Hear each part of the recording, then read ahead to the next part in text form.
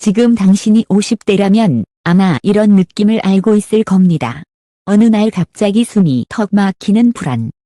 는 분명한데 해결 방법이 선명하지 않은 불안. 마이너스 30년 넘게 일했는데 남은 게 뭐하지? 퇴직금이랑 대출 낀 집 하나, 그리고 통장 잔고.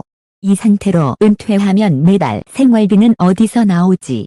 이 질문이 무서운 이유는 간단합니다. 정답이 한 문장으로 나오지 않기 때문이에요. 그리고 더 무서운 건 겉으로는 다들 괜찮아 보인다는 겁니다. 동창 모임에서 누군가는 좋은 차를 타고 오고, 누군가는 해외여행 사진을 올리고, 누군가는 자녀가 잘 됐다는 얘기를 합니다. 그 순간 마음속에서 조용히 한 문장이 올라오죠. 나만 뒤처진 건가? 하지만 여기서 잠깐. 그 질문 자체가 함정일 수 있습니다. 잘 사는 척은 쉬워도 돈의 진짜 구조는 밖에서 보이지 않거든요. 할부인지, 대출인지, 부모에게 물려받은 건지, 사업이 불안정한지, 생활이 빠듯한지, 그 어떤 것도 사진 한 장으로는 알 수 없습니다. 는 감정을 소모시키지만 해결책은 주지 않습니다. 오늘은 비교를 멈추고 현실적으로 가능한 것만 이야기하겠습니다. 거창한 꿈이 아니라 실행 가능한 계획. 이제 와서 뭘 해도 늦지 않나라는 마음을 또 내가 할 수 있는 개인애로 바꾸는 기사입니다. 50대가 불안한 진짜 이유는 돈이 없어서가 아니라 구조가 바뀌었기 때문. 대부분의 50대는 게을러서 준비를 못 한 게 아닙니다. 오히려 너무 열심히 살아왔습니다. 는 열심히 산 결과 각 개인 자산으로 쌓이지 않는 구조를 통과해왔다는 데 있어요. 자녀 교육비, 학원비, 대학 등록금, 결혼자금, 부모님 병원비와 생활비, 결과 경조사, 집안 행사, 각종 모임, 거기에 집을 장만하기 위해 떠안은 주택담보대출. 이 모든 것이 한 시기에 겹칩니다. 바로 당신이 가장 바쁘고 가장 책임이 많았던 시기. 그래서 준비하지 못한 것이 아니라 준비할 틈이 없었던 경우가 많습니다. 여기서 한 가지 진실이 있습니다. 지금의 50대는 스스로 노후를 책임져야 하는 첫 세대에 가깝다는 겁니다. 부모 세대처럼 자녀에게 기대기 어려운 시대가 되었고, 자녀 세대 역시 자기 삶을 유지하기 버거운 환경에 놓여 있으니까요. 결국 답은 하나로 수렴합니다. 내 노후는 내가 책임져야 한다. 이 문장이 무겁게 느껴지는 건 자연스러운 일입니다. 하지만 그 무게를 감당하는 방식은 감정이 아니라 설계입니다. 전문가가 잘 말하지 않는 첫 번째 진실, 노후 준비는 마음이 아니라 숫자에서 시작한다. 많은 사람이 노후 준비를 이야기할 때 막연하게 말합니다. 연금 준비해야죠. 절약해야죠. 투자도 좀 해야죠. 그런데 이런 말은 위로는 되지만 계획은 아닙니다. 계획을 만들려면 단 하나의 질문에 답해야 합니다. 은퇴 후에 매달 얼마가 필요합니까? 이 질문에 대답을 못하면 지금은 아직 준비를 시작하지 않은 상태입니다. 반대로 이 질문의 숫자로 대답하는 순간 불안이 정리 가능한 문제로 바뀝니다. 당장 정교할 필요는 없습니다. 오늘은 대충이라도 좋습니다. 종이에 딱 3줄만 적어보세요. 내가 은퇴 후에 원하는 월 생활비, 내가 예상하는 월 연금 수입, 국민연금 플러스 퇴직연금 플러스 개인연금. 그 차이, 매달 부족한 금액. 이 3줄이 채워지면 상황이 달라집니다. 왜냐하면 이제부터는 어떻게 메울지를 이야기할 수 있기 때문입니다. 사람은 막연한 불안을 견디기 어렵지만 구체적인 부족분은 해결할 수 있습니다. 부족한 금액이 작으면 작을수록 좋겠지만 커도 괜찮습니다. 숫자를 보는 순간부터 길이 생깁니다. 숫자를 피하는 동안에는 길이 없습니다. 전문가가 잘 말하지 않는 두 번째 진실, 절약은 의지가 아니라 고정지출 구조를 뜯어고치는 일이다. 50대에게 절약하세요 라는 말은 너무 피곤합니다. 이미 아끼며 살아왔고 이미 자신에게 쓰는 돈을 줄여왔으니까요. 그래서 중요한 건 더 줄이는 절약이 아니라 세는 구조를 막는 것입니다. 핵심은 변동지출이 아니라 고정지출입니다. 변동지출은 줄였다 늘렸다가 가능합니다. 하지만 고정지출은 자동으로 빠져나갑니다. 바쁜 달에도, 힘든 달에도, 정신없는 달에도 그냥 빠져나갑니다. 보험료, 통신비, 구독 서비스, 각종 회비, 대출이자, 정기 결제. 이 항목들을 손대지 않으면 아무리 마음먹고 절약해도 체감이 작습니다. 반대로 이 항목들만 정리해도 매달 숨통이 트입니다. 여기서 독점적으로 권하는 방법이 있습니다. 당장 오늘부터 일주일만 이런 방식으로 점검해 보세요. 보험을 해약할지 말지부터 고민하지 말고 먼저 왜 이 보험을 유지하는지를 한 문장으로 적어봅니다. 통신비는 요금제 이름을 적고 가족 결합이나 과다 요금 여부를 확인합니다. 구독 서비스는 최근 한 달 동안 실제로 사용한 기록이 있는지 체크합니다. 차량은 차값이 아니라 유지비가 생활비를 얼마나 잠식하는지 숫자로 봅니다. 대출은 원금이 아니라 매달 고정 이자가 얼마나 압박하는지 확인합니다. 중요한 원칙이 하나 있습니다. 당장 다 없애는 게 아니라 지금 내 삶에 맞게 다시 설계하는 겁니다. 젊을 때 가입한 상품이 지금의 가족 상황과 맞지 않을 수 있습니다. 과거의 선택이 틀렸다는 뜻이 아니라 지금의 현실이 바뀐 겁니다. 이 과정을 통해 생기는 월 여유자금은 노후 준비의 씨앗이 됩니다. 그리고 이 씨앗은 단순히 돈이 아니라 통제감입니다. 내가 내 삶의 돈 흐름을 관리하고 있다는 감각이 생기기 시작합니다. 전문가가 잘 말하지 않는 세 번째 진실. 50대의 기회는 소득이 높아서가 아니라 돈이 남기 시작하는 순간이다. 50대는 커려 정점일 수 있습니다. 하지만 그것보다 더 중요한 건 지출이 바뀌는 구간이 온다는 점입니다. 자녀가 대학을 졸업하거나 졸업에 가까워지고 교육비가 줄어듭니다. 빠져나가던 학원비, 등록금, 용돈이 어느 순간부터 내려갑니다. 이때 많은 사람이 착각합니다. 이제 좀 살만하네. 그리고 그 살만함을 생활 수준 상승으로 바꿉니다. 차를 바꾸고 외식을 늘리고 여행을 늘리고 집안 소비를 키웁니다. 이 선택이 나쁘다는 뜻이 아닙니다. 문제는 방향입니다. 생활 수준을 올리는 순간 노후 준비는 다시 뒤로 밀립니다. 때가 자산을 만드는 가장 현실적인 방법은 단순합니다. 지출이 내려가는 순간 그 차액을 없던 돈처럼 취급하는 것. 즉, 자녀 지출이 줄어서 생긴 돈은 내가 번 돈이 아니라 내가 살 돈으로 바로 전환하는 겁니다. 기회는 거기에서 발생합니다. 선택을 하는 순간 10년 뒤의 자산 곡선이 달라집니다. 투자에 대한 현실. 50대의 투자는 대박이 아니라 실패 확률을 낮추는 시스템이다. 여기서 많은 사람이 양극단으로 갑니다. 투자를 아예 안 한다. 늦었다고 생각해서 한 번에 만회하려고 고위험에 몰빵한다. 둘 다 위험합니다. 투자를 안 하면 돈은 안전해 보이지만 시간이 지나면서 구매력이 깎입니다. 반대로 몰빵 투자는 한 번의 실수로 회복할 시간이 부족합니다. 50대 투자의 핵심은 대박이 아니라 꾸준함입니다. 그리고 꾸준함을 만들기 위한 가장 강력한 장치는 복잡한 전략이 아니라 자동화입니다. 매달 일정 금액이 자동으로 빠져나가도록 만들고 분산된 형태로 운용하는 것. 내가 매달 고민하지 않아도 시스템이 움직이게 만드는 것. 여기서 중요한 순서가 있습니다. 순서를 뒤집으면 잘하려다가 망하기 쉽습니다. 먼저 비상금을 확보합니다. 비상금은 투자 수익을 위한 돈이 아니라 계획을 지키기 위한 돈입니다. 갑자기 수술이나 입원, 가족 문제, 실직 같은 변수가 생겼을 때 투자금을 건드리지 않게 해주는 장치가 비상금입니다. 비상금이 없으면 어떤 일이 벌어질까요? 시장 상황이 안 좋은데도 급하게 투자금을 빼야 합니다. 그 순간 손실이 확정되는 경우가 많습니다. 즉, 비상금이 없으면 투자는 언젠가 깨질 계획이 됩니다. 비상금을 확보한 뒤에는 투자 비중을 욕심내지 않는 것이 좋습니다.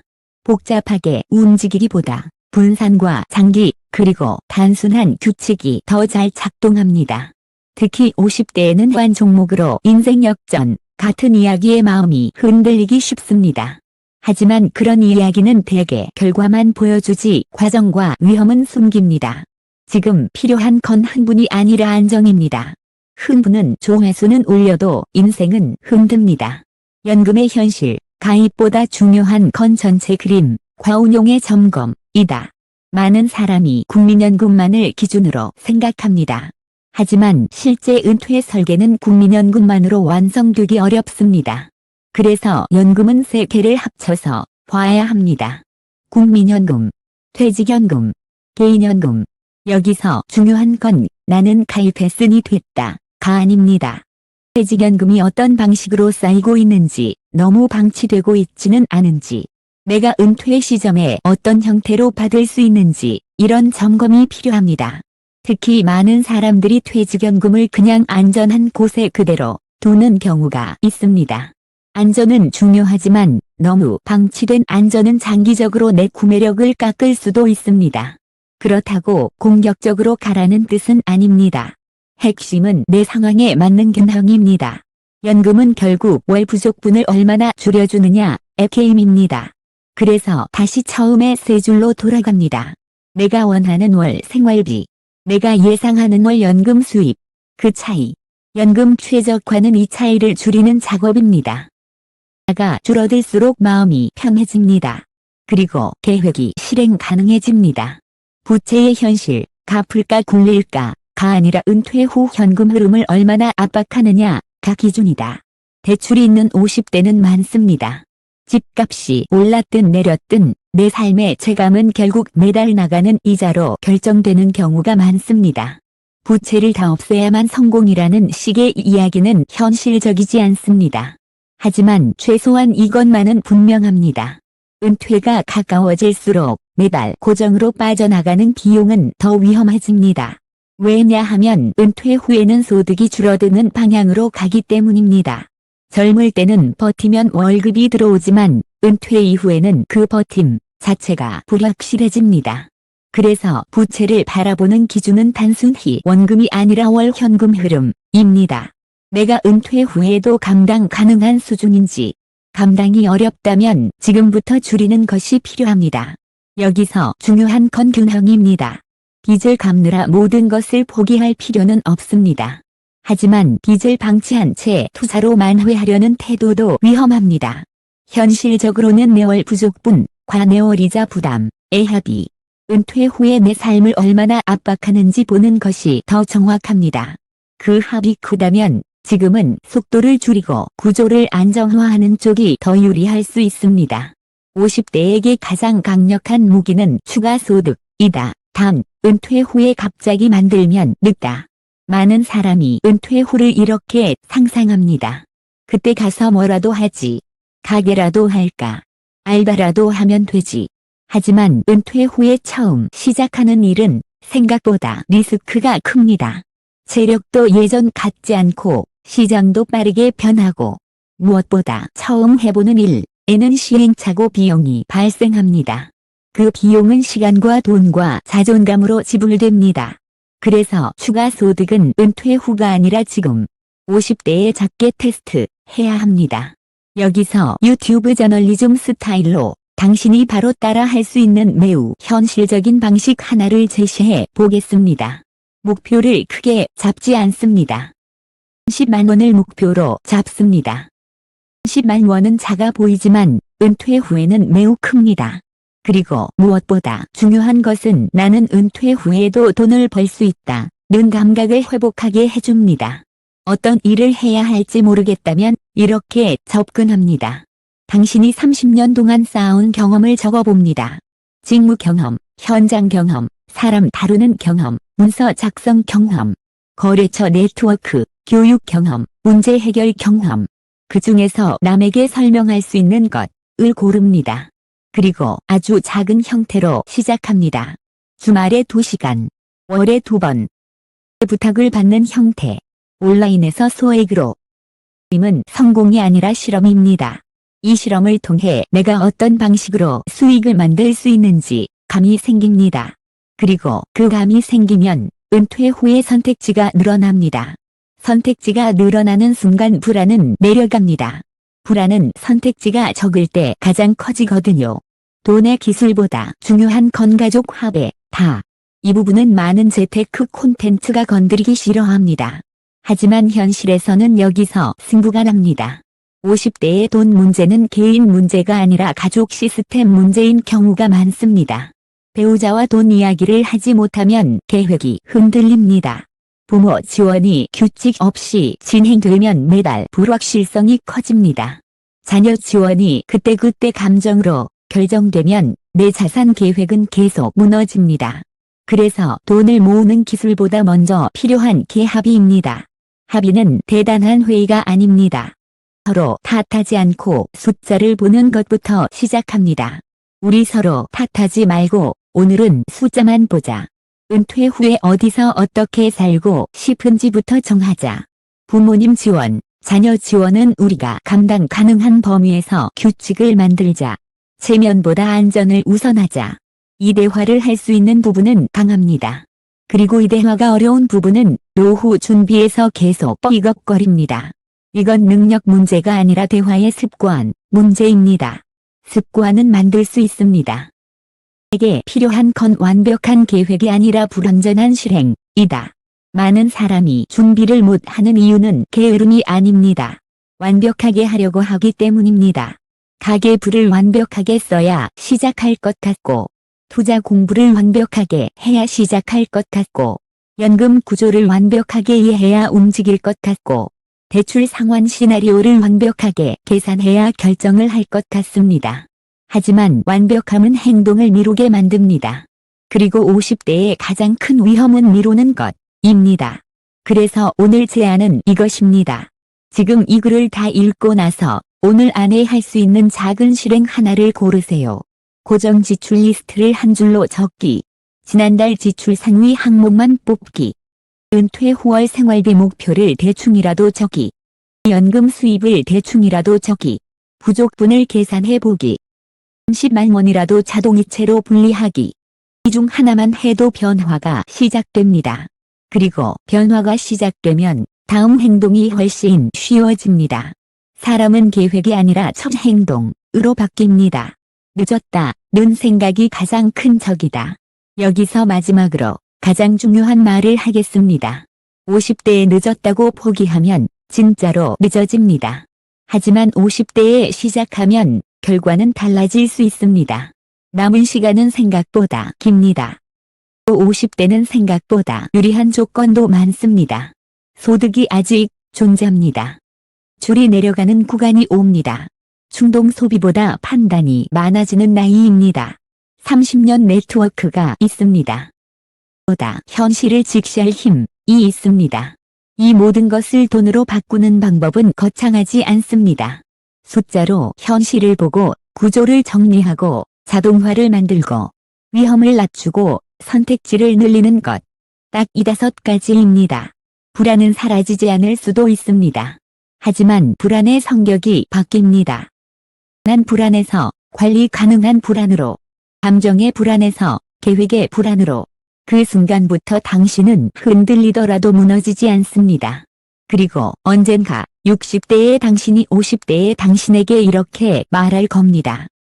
시작해서 다행이다. 당신이 지금 할 일은 단 하나입니다. 큰 계획이 아니라 작은 실행. 오늘 한 걸음이면 충분합니다.